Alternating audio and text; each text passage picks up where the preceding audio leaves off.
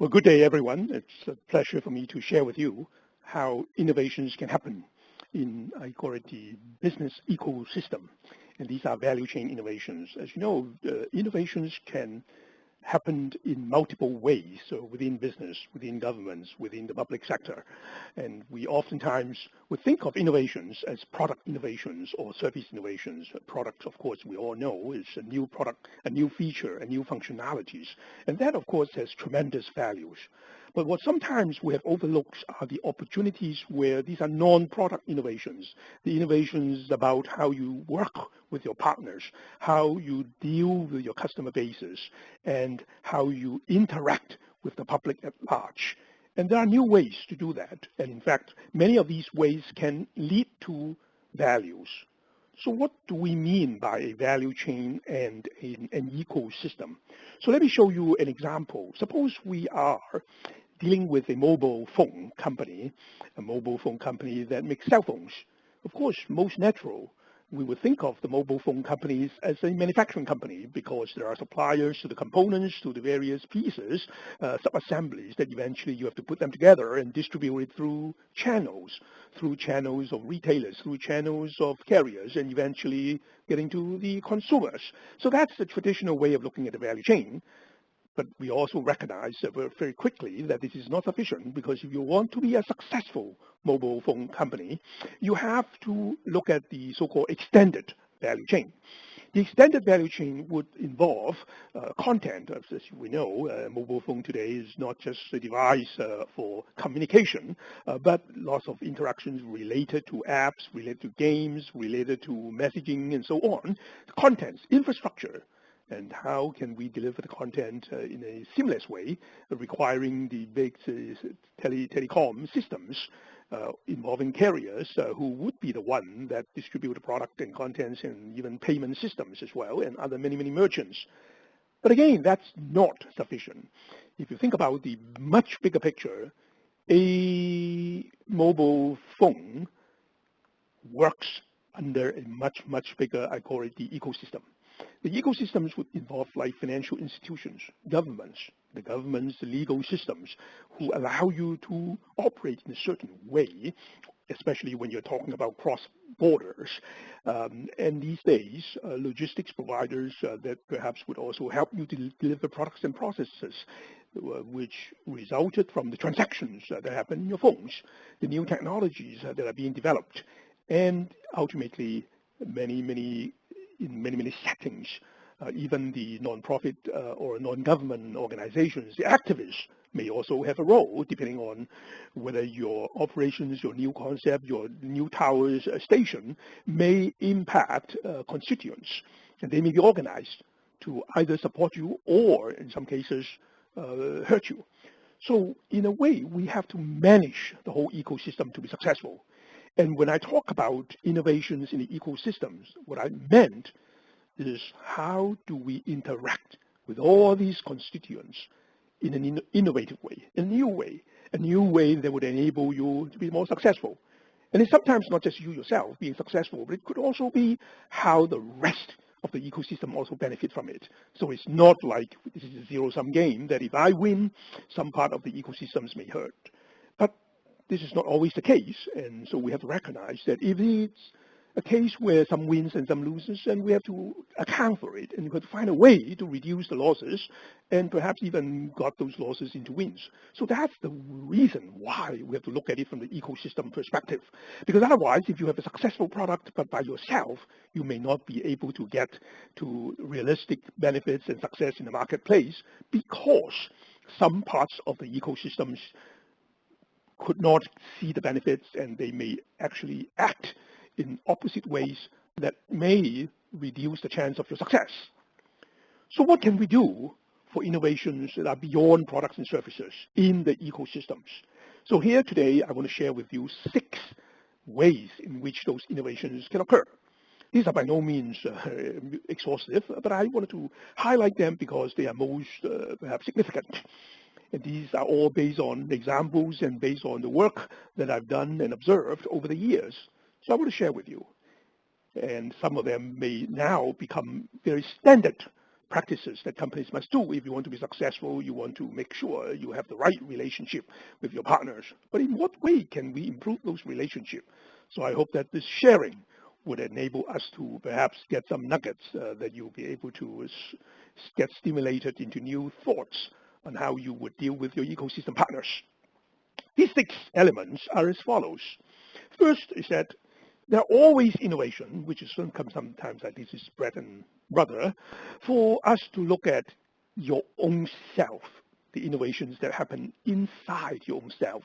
And that because you yourself is a part of the ecosystem. So don't forget that we can also start with your own self, ways to do things differently, processes that would result in improvements or result in efficiency gains and cycle time gains, etc.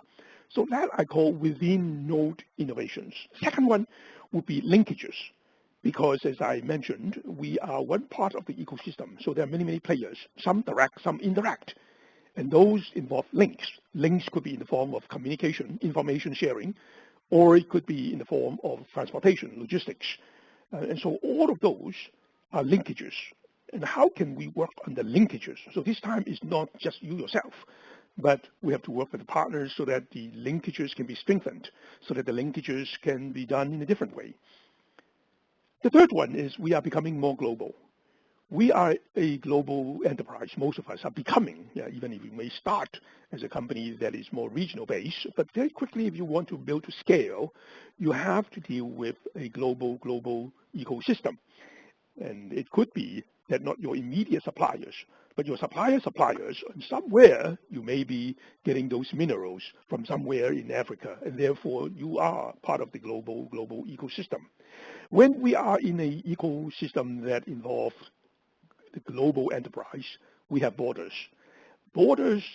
and also different nooks that you have to deal with.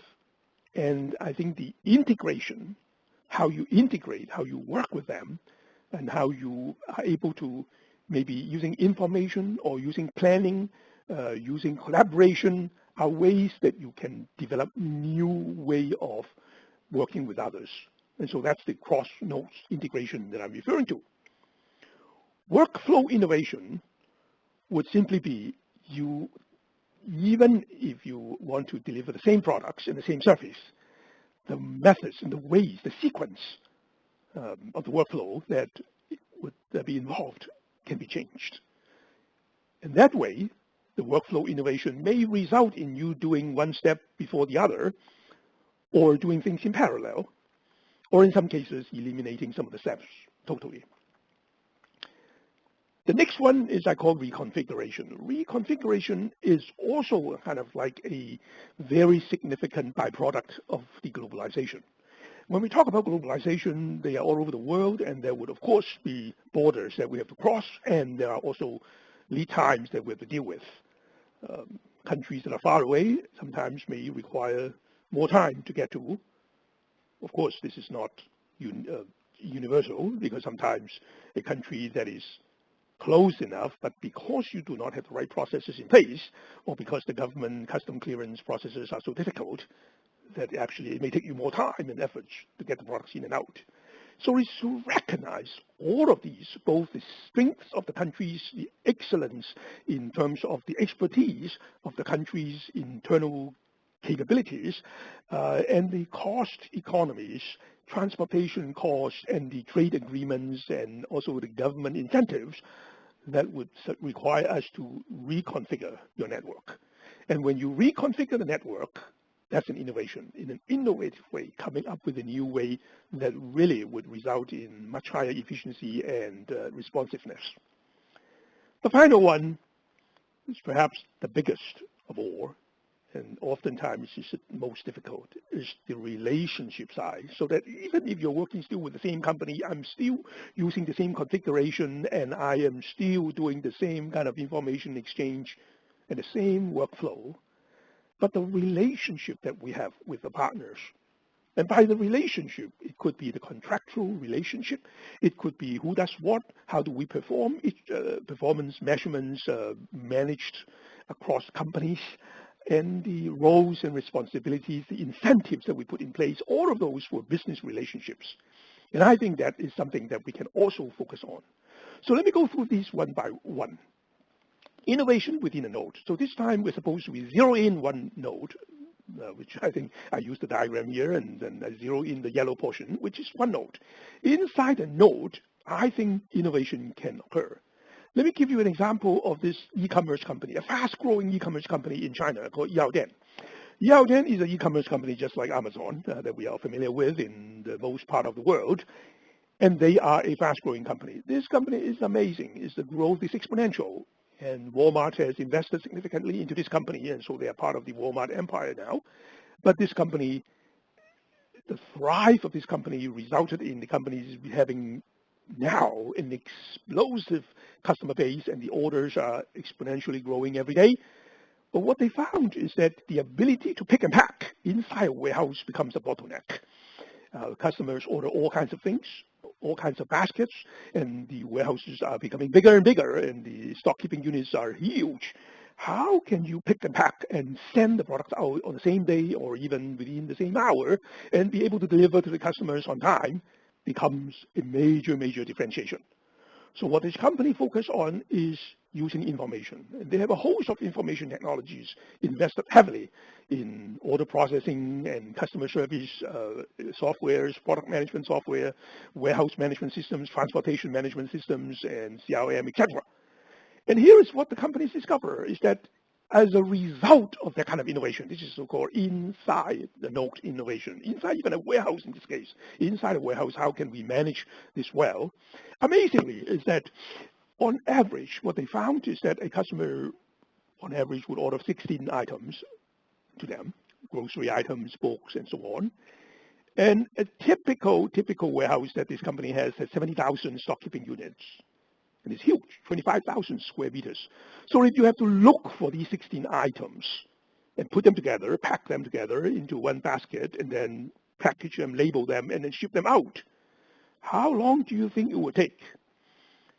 Dr. Gang Yu, who is the chairman of the company, who was actually formerly the vice president at Amazon, and he posed me this question, and he says that as a result of the tremendous integrated information systems, the intelligent, smart way of putting the right item in the right place in the warehouse, it's only 127 seconds. On average, this is amazing, of course, sometimes longer, sometimes shorter, depending on the basket. But the average that he was able to achieve is 127 seconds. That's about 2 minutes. 2 minutes to be able to retrieve. Of course, there are lots of automation involved in the warehouse, but still, this is admirable. That's the kind of within node innovation that will result in tremendously agile value chains. Agility is sometimes the differentiation, sometimes it's also the way that you compete well. And e-commerce in China is thriving, and it's very important. Speed is everything, especially in an emerging economy like China. Customer service is everything. Customer experience is everything. So we're seeing these very interesting, exciting things. And that's just one example. And I think there are many, many other examples, but I just want to highlight this to show that there are things to be done inside a node. But what about linking nodes? Linking two nodes. Like we have two nodes here, but we're focusing on not the inside of each of the nodes, but the linkage between two nodes. Well, as I mentioned earlier, is that because this globalization resulted in sometimes the two nodes being in two different countries. In a study by the World Bank, which I collaborated in a few years ago, what I found is that oftentimes it's not the distance between two countries that resulted in difficulties in linkages, but it's crossing the border. How easy, how fast can you cross the border? How many signatures do you require from the custom office to sign off before you can ship? How many inspections are required? How many documents do you need? And all of those were steps. So in a recent study that Professor Warren Hausman at the Management Science and Engineering Department of Stanford, we collaborated together on studying a very simple problem. This problem is China to U.S. trade. The trade process involved if you want to ship products from China to the U.S. It turns out there are over 120 steps involved just to get products in and out of the country. We're not talking about even manufacturing and transportation. We're talking about just all the steps that you need in order for the governments to allow you to ship products out in and out. And Linkage innovation in this case would be, what can we do so that those linkages can be much better? And what we found is that there are two ways to do that. One, of course, is to make every step faster. And that's more internal, like internal within node processes. Within node processes is that you can do something digitized, or you can have the documents prepared ahead of time, and then you'll be more efficient and you'll be more accurate and they're more reliable so that you don't have errors. But the other one is to see if there are steps that you can completely change, eliminate, because of the fact that you have assurance, because you have the government's approval be ahead, you are a trusted party, and you provide the information ahead of time to the U.S. Customs Office. And you're able to perhaps skip some steps, parallel processing some steps, elimination of some steps. And those are the linkage innovation that resulted in much faster cycle time, much more reliable processes, less capital tied up, and of course you get paid faster if you can ship things faster. Huge benefits. We call this the IT-enabled linkage improvements. The IT-enabled linkage improvements benefits the manufacturer who is shipping things out, benefits the retailers or the shippers who is importing, and it also benefits those intermediaries like banks who also have capital tied up. If the processes are slow, they also would get money back in a much less timely fashion. Exporters benefit, importers benefit, and that's the example of how linkage design can be done faster. Linkages are about transportation. Linkages are about logistics. Here, because I also have been working in the developing economies as well, as Louis has described my bio, I also increasingly are looking at how we can use value chain innovations in developing economies. And here is an example in Zambia. In Zambia, the linkages are very challenging because people are not maintaining their vehicles well. And so we have a lot of these health ambulances and the motorcycles that were very new, actually 2 years old, 3 years old, and they are abandoned. They're abandoned because they don't have they lack spare parts, or because they did not maintain them well. So it's amazing, it's sad to see so many abandoned vehicles. As a result, many of the people who live in rural areas have to walk to a health clinics because there is no vehicles. The nurse and the doctors could not visit them because they don't have the right vehicles and motorcycles and so on. So this group, Riders for Health, which I've been working with, is an NGO, and they focus on motorcycles and how they can do the right preventive maintenance that would extend the life of the vehicles and also have a complete solution so that they will be able to provide the oil filters and all these spare parts to get the motorcycles up all the time. And today, the difference is staggering. Here is a picture of the nurse on Riders for Health, riding on the Riders for Health vehicle, and he is now able to visit remote villages and take care of sick children, take care of the many, many, many needs in a health region. And that allow healthcare to be improved. And that's a simple example of how focusing on linkages, focusing on the link of transportation link can make a difference. The next innovation that I want to share with you would be now this time I have two nodes, but I'm not just focusing on the link of transportation link, logistics link, or cross-border. I'm looking at the information management within these two nodes, the planning processes within these nodes, and what I can do, and I call that integrating the node, integrating them so that they're two nodes, but they hopefully by working together and coordinating them together, they would act like just one node. And so we don't have the organizational barrier. One simple way is visibility. One simple way innovation is information. That oftentimes the two nodes could not work as well as one single node is because they don't have the full information. I don't know what's going on at your site. So you have sales, you have demand forecasts, you have new products in the roadmap, and you know when you want to recycle the products or generate a new product and the next product will come out so that the existing product will become obsolete. And I need to put in place the plan to recycle, the plan to retrieve the old products, or I have changed my production plan. But if I am a supplier, I'm upstream, I did not know that ahead of time, I did not have the full information ahead of time, I would have distorted information, distorted view. I call that the bullwhip effect. The bullwhip is a distorted view of what is the demand information downstream. My response time would not be fast. I cannot prepare my capacity, and resulted in higher inventory, and the planning cycle becomes long. So simple things like that, just the right sharing of information is an innovation. This is a simple kind of a basic innovation of having the right information shared. Same way that information from upstream from the supplier can also be shared with the customer on what is a work in process. When will the products be arriving? The some of the estimated arrival time, and if there are any delay, alert you ahead of time, confirm the quantity that I'm shipping to you and any of the updates in capacity plans and inventory plans. That allows the customers to react better if there are problems. That allows the customers to be able to proactively plan and optimize by going forward what I should be doing.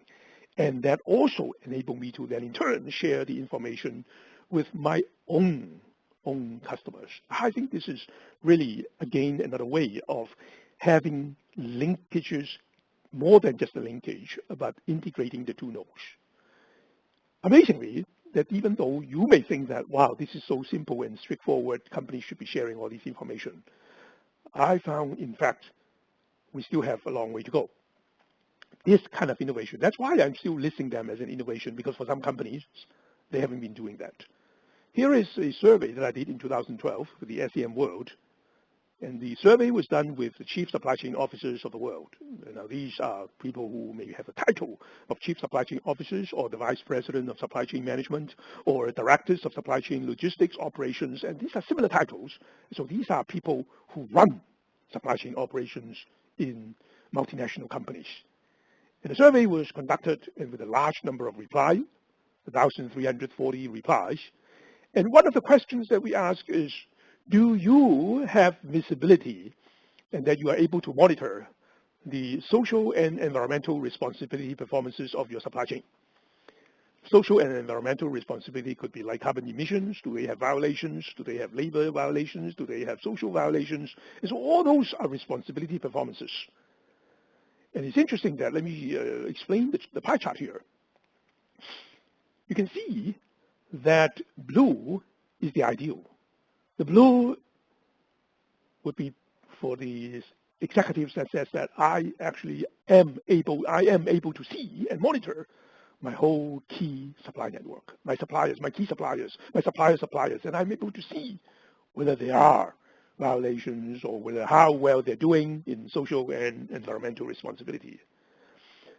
But the extreme case is that about 10% of them says that I have nothing. I know nothing. 40%, 44%, and the left-hand side is environmental measures, and the right-hand side is social responsibility. And you can see about 45, 44% says that I only know about my own self. That is, if it's my factory, my warehouse, yes, I do know.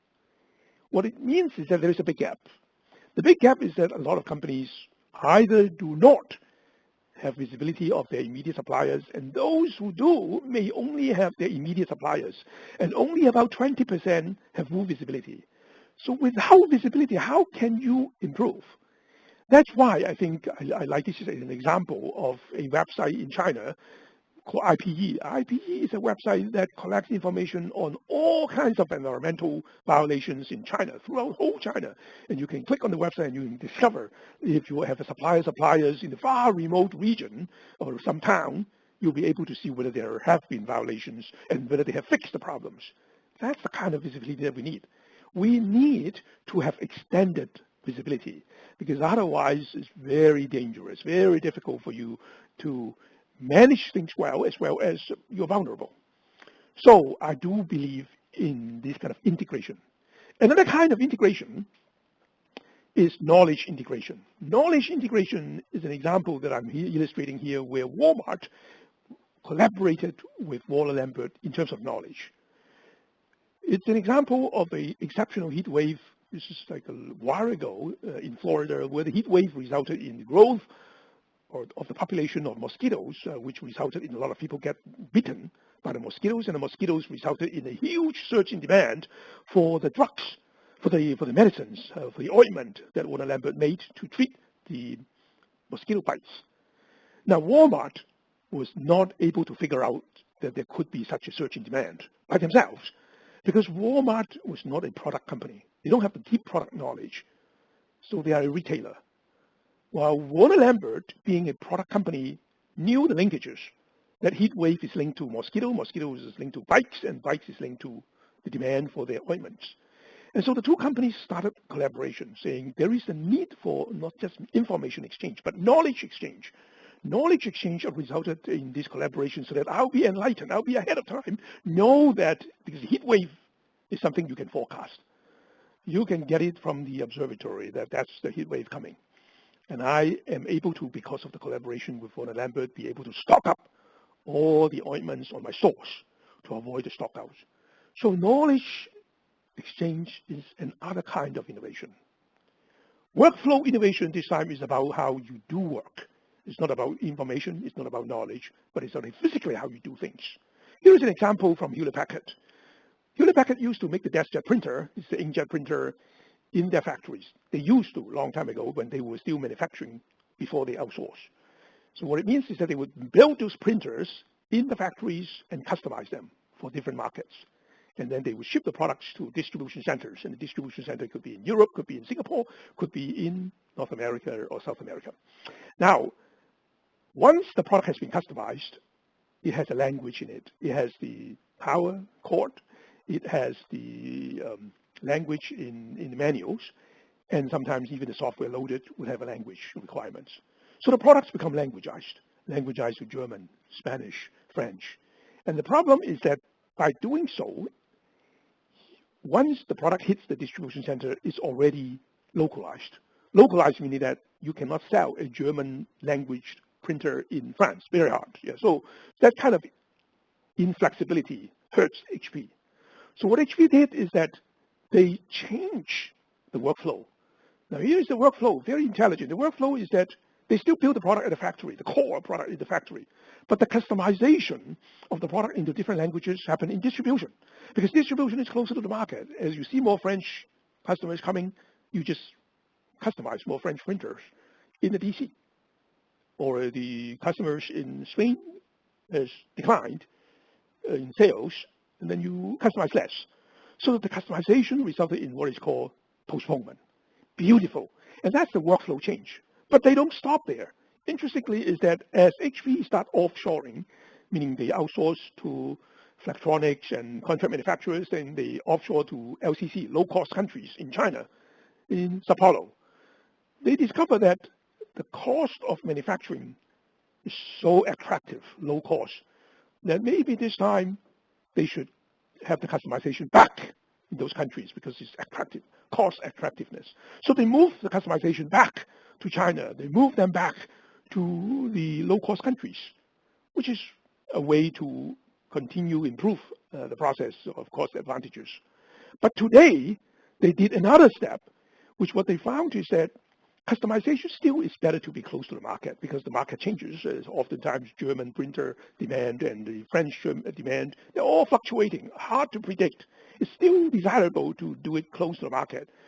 But close to the market, if the distribution center is in Germany, it's very expensive. If it's in Holland, it's very expensive. What they did now is to customize them, I call it near market in Hungary, Budapest, which is Eastern Europe, lower cost than Germany, but still close to the market. Or in Guadalajara in Mexico, so it's not U.S., but is close to the U.S. and lower cost.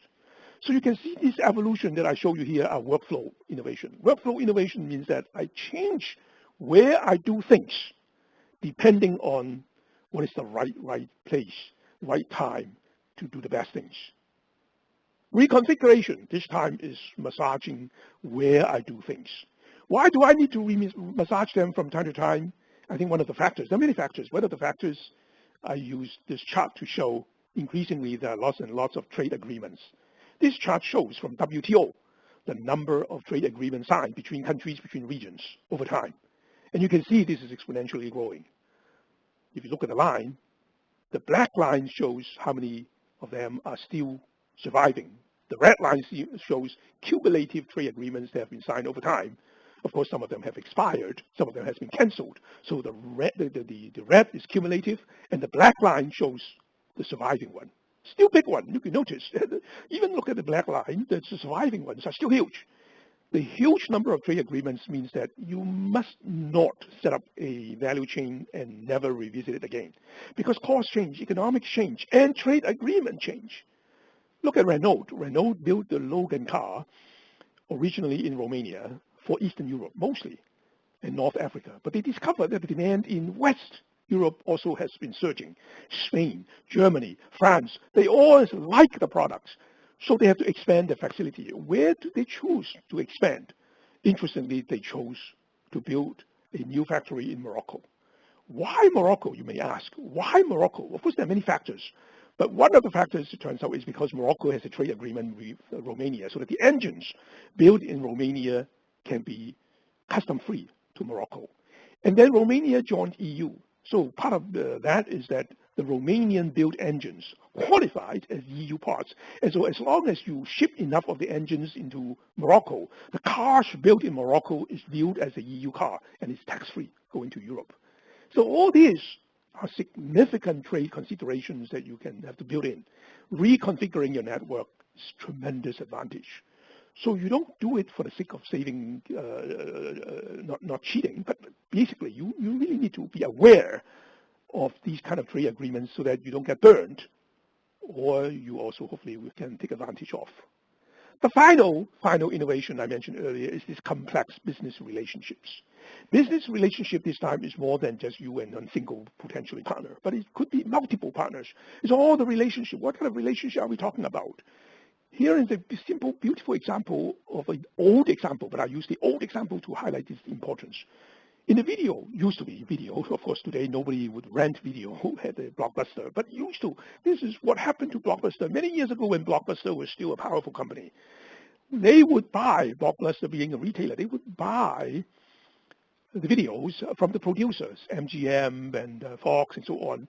And the manufacturing cost of a video is very low, but they usually would sell at a very high cost. As a result, the retailer, given that it's expensive to buy one, they don't want to stock a lot. When they don't want to stock a lot, oftentimes they stock out. So the customer's coming in for the weekend, and this is really the video that I want to rent, and you could not find that movie. You have to rent something second best. So what the Blockbuster and the producer have struck a landmark contractual innovation is to sell, for the producer to sell the video almost at cost to the retailer. So the manufacturers are not making any money, much money from selling. And the retailer would sell much more, but in return, the retailer would share 50% of the revenue with the producer. This was a fantastic deal. This is a complete change in the contractual relationship between the two companies, and everyone benefit. So this is a simple example of contractual relationship. Of course, this is no longer valid today, given that video rental is no longer the way that people watch movies. Re-engineering the financial flow. These are financial flows resulted in contractual relationship between companies. Special payment terms, special discounts. How can we do inventory consignment and using return contracts, or using wholesale price discounts, revenue sharing contracts like Blockbuster has, using price protection, meaning that if the price drops in the future, I'll give you the discount back and rebates. All these are instruments, business relationship instruments. Remember Prius. When Prius was first introduced in the US from Toyota, what Prius discovered is that the old way, or the traditional way of selling cars, is that Toyota would ship cars into the dealers. And the dealers have to shoulder the inventory risk because the dealer has a payment term and they have to pay Toyota. But if the dealer cannot sell the car, they have to do the markdown at the end of the year. They would do whatever in sales and so on. So the inventory risk was with the dealers. But normally for Camry and Corolla, the risk is small. But for a new car at the time when Prius was a brand new hybrid coming in, it was a high-risk car because at that time, hybrid was not well established and it's an uncertain car. Americans, will they buy into the concept of a hybrid? So it's high risk. Plus, the dealers have to invest in special power charger, in the spare parts and so on. So there are significant investments. So to the dealers, it's unequal risk. They would be shouldering much bigger risk. The beauty and I would say the innovation of Prius is to change that business relationship by saying that I will take the risk of inventory away from you. I ship the products, I hold the inventory. You don't have to hold the inventory. You just hold the demo units. If you sell one, I ship you one. If you sell two, I ship you two. So I am balancing the risk and give the incentive for the dealers to work harder to sell the car for you. This is a beautiful business relationship for the startup phase. Not now. Now it's a mature market. Prius is no longer uncertain and unknown, so you don't have to do that. But for the initial phase, it's a business relationship. Saturn has done the same thing, even though Saturn doesn't exist as a separate car division anymore. What used to happen is that Saturn discovered that Saturn SPOs, Saturn Service Parts Operations, served the dealers, that they call the retailers. But the retailers usually do not have good inventory management systems, and they do not know how to manage inventory well. And so what Saturn says is that I'll change the way we work with you. Let me, because I'm Saturn, I have lots of high-power operations researchers, scientists, statisticians to do the forecasting, manage inventory. I manage inventory for you. But in return, of course, once I manage your inventory, I should provide you with some protection. So if you discover that you're out of stock, I help to get the inventory from other Saturn dealers, pooling inventory. If you have too much inventory, I take the inventory back at some later point in time, obsolescence protection. And I will measure my own people, not on how well they serve you, but on how well you serve the end consumers. I change the performance measures. Now that is a business relationship change, and it resulted in Saturn. At the time when Saturn was still a viable company, a separate company, they are oftentimes J.D. Power's darling. They perform much better than the expensive car of Lexus, Infiniti, Cadillac, and Lincoln. And the retailers also benefit because the retailers' inventory turn average 7 is much, much better than the industry average. Everyone gains. So business relationship innovation. Nestle recognized that if they are sourcing from the developing economies, the farmers in all these poor countries, it's not just good enough for them to give them a fair price. It's not just good enough for them to help them to use the right fertilizers, but it's to help the farmers' community to grow, to help the community with safe drinking water, to create education facilities, school systems, and so on, water treatment plants. Because if the farmer's household is better off, if they don't have sick children, if their families are happy, the farmers would be better farmers. The better farmers will in turn become better suppliers to Nestle. So this is what I call shared value. It's a business relationship. In this case, the business relationship goes beyond company to company, company to supplier, but more on the whole community, the complete ecosystem. Final example is Bhutan. This is a hazelnut example. Daniel Spitzer, a former graduate of Stanford University, recognized that it's important to develop a hazelnut supply chain because hazelnut is a great crop that the world likes, the consumers like, but we don't have enough. So he wanted to grow hazelnuts in Bhutan, but it's very difficult to grow hazelnut in Bhutan. So he created the value chain, which started with nursery in Bhutan, but also the seed culture in Yunnan. But how can you get the farmers to grow hazelnut? And he came up with a new business relationship. The business relationship is not to ask the farmers to buy the hazelnuts, but give it to them free of charge. Because the farmers are so poor that even if you ask them to buy in a low cost, they could not afford it. Give them free of charge. Help them to grow it, train them, irrigation, and so on. And then when they are successful in growing the nuts, buy them from them. But he also promised 25% of the profits would be given back to the local communities. In that way, he builds up the ecosystem. He makes everyone happy, supportive of his new business. And he thinks that at full scale, the company is up and running. But at full scale, this would be 15% of the employment of Bhutan will be alleviated, poverty alleviation. So he's now working, and the good thing is that he's also growing hazelnuts on simply deforested slopes, which enable them to restore the forest back, restore vegetation back. See, again, this is an ecosystem innovation. This is a business relationship innovation, a new way of dealing with farmers, which is unprecedented. And it could be great gains. So I'm happy to share with you these 6 innovations that are exploiting how we can work inside the ecosystem. And I hope that maybe can go back and take a look at your respective situations. And sometimes it could be your existing company, and sometimes it could be your new companies that you're building and starting up. But don't just look for product innovations in terms of functionalities and performances inside the product, but think about the interrelationship in the ecosystem. Thank you very much, Carissa, and back to you. I'd like to move on to our question and answer period here. So the first question that I'd like to direct to Professor Lee, from your point of view, which would be a good example of an integrated planning within an organization?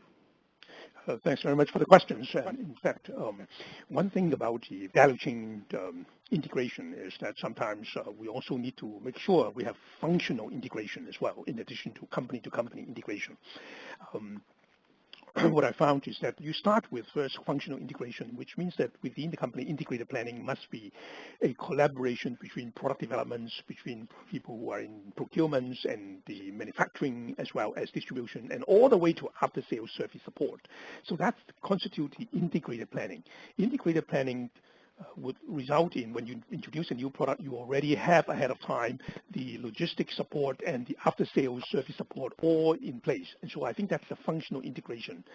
And of course, I think once we talk about then involving the suppliers or within the customers, the integrated planning oftentimes will be to share the roadmap and share the product introduction plan so that they would be alerted, they would be aware, they would be participating in the whole plan process as well.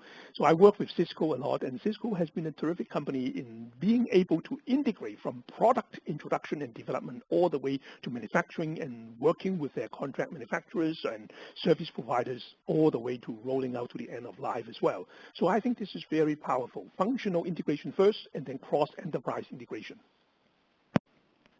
Thank you. Another question here. Is there a methodology to find the best value chain optimization applied to a specific case? Thank you for the question. I think I oftentimes would ask companies to map their whole value chain. Look at the whole value chain, and then look at how the things flow, the information flow, how do information flow in this value chain, and how do you flow your materials, and how do you do your financial flow? And think about whether those flows can be synchronized better. So I think this is an exercise, simple exercise, in drawing the flows and seeing how flows go through your value chain and see whether the financial flow and the information flow and the material flow can be reconfigured. Yeah. Oftentimes people think that the three flows must go together. That's not necessary. In fact, some of the innovations happen is because sometimes you do information before material, or sometimes you change the sequence of the flow. So I would say the methodology is to start with a flow diagram, a map, and then see whether those flows can be reconfigured better. Okay, it's great. We have a number of questions here. How does one go about ecosystem mapping and looking for opportunities within the value chain? Yeah, so this is great because ecosystem is a huge one for any companies, right? So you don't want to put the whole kitchen sink and every single entity in it. So it's not oftentimes, I would say, interestingly, is that depending on what product segment that you're talking about, the ecosystem would change in the company. Think about a company of HP, a large company like HP and Cisco, that type, or Google. So for particular product segments, the ecosystem would be different. So you have to highlight the important ones first, and start with that. So I think that you definitely have to use the 80-20 rule of what would be the 80% of the ecosystem, the 20% of the ecosystem that represents the 80% of the values and also impact that would affect you to start with. So I would say definitely we have to start with zeroing in on the top ones first. Great. How do you see the sort of e-commerce as an integrating element in the Asia-Pacific value chain, and how much does it matter in today's ecosystem? A good one, especially having visited Asia so many times recently. I think the escalation of e-commerce is an undeniable fact. It's a force. It's that the e-commerce is going to be a significant one. Now, but because of e-commerce, I think there are several nice trends that has happened, which really resulted in a tighter integration of the value chain, or the need for doing so. So one is the information integration, because e-commerce, you're talking about cycle times that are very different from before. That customers can order an Apple iPhone and accessory here anywhere in the world, and the manufacturers in China has to receive that and be able to distribute and put things together quickly. So e-commerce has squeezed the information cycle to an unprecedented level, which means that you have to work much harder on the linkages in information. The second one is that you still have to deliver the products. E-commerce, of course, there are some information content products, but there are a lot of products that still have physical. How can you integrate with the logistics providers, right? The manufacturers that integrate with the UPS of the world, with the DHL and Federal Express, as well as U.S. Postal Service, as well as your own carriers, and Google has come up with a new way of doing delivery. And so the physical world also needs to be integrated, both in the information world and the integrated world. And the third one is the integration of the financial world, that companies are becoming to a new way. Startup companies, which is a very, very successful company, both in China as well as in the U.S., are coming up with new payment schemes that would allow company to company, individual to individual payment transfer in a much more efficient and reliable manner. So I think e-commerce has resulted in the acceleration of these kind of three flows. Next question. Do you think lean has a place in value chain innovation and optimization? Absolutely. I think this is very, very crucial, because I think we start with, even in the number one innovation that I mentioned, is the within-node innovation. Within-node innovation is, you start with making sure that the processes that you yourself manage must be efficient. And lean is a very good concept to do so, because lean, of course, you don't want to do lean at the expense of everything else. But I think it gives you the focus on how to get things done. The non-value added activities will go away, the wastage will go away. And so that's lean concept. What we do need to apply lean is now to apply lean to the complete value chain. That company to company interaction, some of the steps are necessary, some of the cross-border signatures may not be necessary. How can we also apply the lean concept so that the complete value chain in the logistics linkages and the cross-border linkages can also be as efficient as possible? So I think absolutely lean is a core to value chain innovation. And we'll take one last question. How do you deal with complaints that innovations will put people out of work, fears that innovations will make fewer employees necessary? I think this is a good question, and what I hope we would also use the perspective is that innovation oftentimes is not just innovating in one segment and then eliminating another segment. So that's one way of looking at innovation. It sometimes often happens is that one segment, so for instance, robotic advancements and the machineries and automation and so on, resulted in the segment of the ordinary labor being phased out. So that's one segment hurting the other segment. The other kind of innovation, and some of the examples that I use, like Bhutan's hazelnut growth kind of examples, are innovations where multiple sectors get benefits. And in fact, in some cases, is the transferal. That the Bhutan farmers used to grow something that are non-value added, not high values, but now they're growing hazelnuts, which are high value. So that segment is still there, except they're doing something different. So I'm hoping that we also think of innovations where multi-segments get benefit at the same time, because one segment was not phased out. They were just changed to doing something different.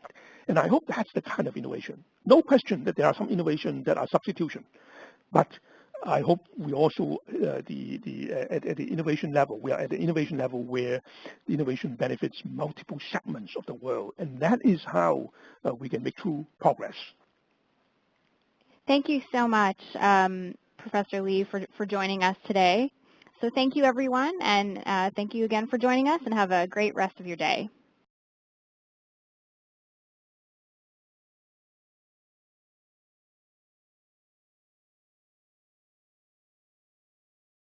Of course, most natural, we would think of the mobile phone companies as a manufacturing company, because there are suppliers to the components, to the various pieces, sub-assemblies that eventually you have to put them together and distribute it through channels of retailers, through channels of carriers, and eventually getting to the consumers. So that's the traditional way of looking at the value chain. But we also recognize very quickly that this is not sufficient, because if you want to be a successful mobile phone company, you have to look at the so-called extended value chain. The extended value chain would involve content. As we know, a mobile phone today is not just a device for communication, but lots of interactions related to apps, related to games, related to messaging, and so on. Contents, infrastructure, and how can we deliver the content in a seamless way, requiring the big telecom systems involving carriers who would be the one that distribute the product and contents and even payment systems as well, and other many merchants. But again, that's not sufficient. If you think about the much bigger picture, a mobile phone works how the rest of the ecosystem also benefit from it. So it's not like this is a zero-sum game that if I win, some part of the ecosystems may hurt. But this is not always the case, and so we have to recognize that if it's a case where some wins and some loses, and we have to account for it, and we have to find a way to reduce the losses, and perhaps even got those losses into wins. So that's the reason why we have to look at it from the ecosystem perspective. Because otherwise, if you have a successful product, but by yourself, you may not be able to get to realistic benefits and success in the marketplace, because some parts of the ecosystems could not see the benefits, and they may actually act in opposite ways that may reduce the chance of your success. So what can we do for innovations that are beyond products and services in the ecosystems? So here today, I want to share with you 6 ways in which those innovations can occur. These are by no means exhaustive, but I wanted to highlight them because they are most perhaps significant. And these are all based on examples and based on the work that I've done and observed over the years. So I want to share with you, and some of them may now.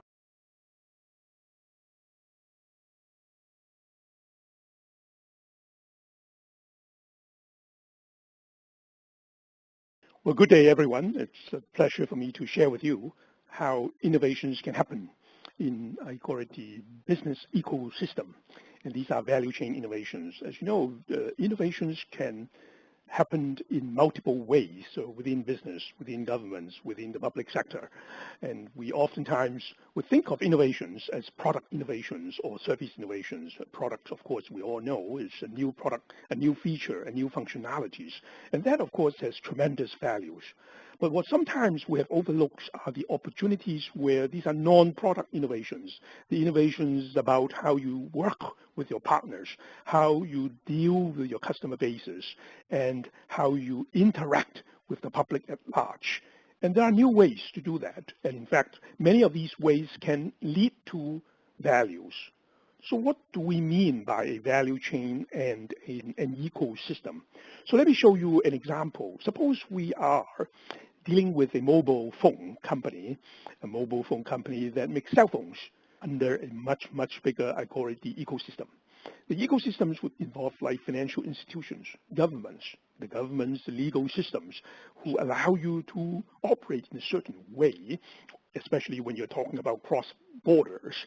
And these days, logistics providers that perhaps would also help you to deliver products and processes, which resulted from the transactions that happen in your phones, the new technologies that are being developed, and ultimately in many settings, even the non-profit or non-government organizations, the activists, may also have a role depending on whether your operations, your new concept, your new towers station may impact constituents.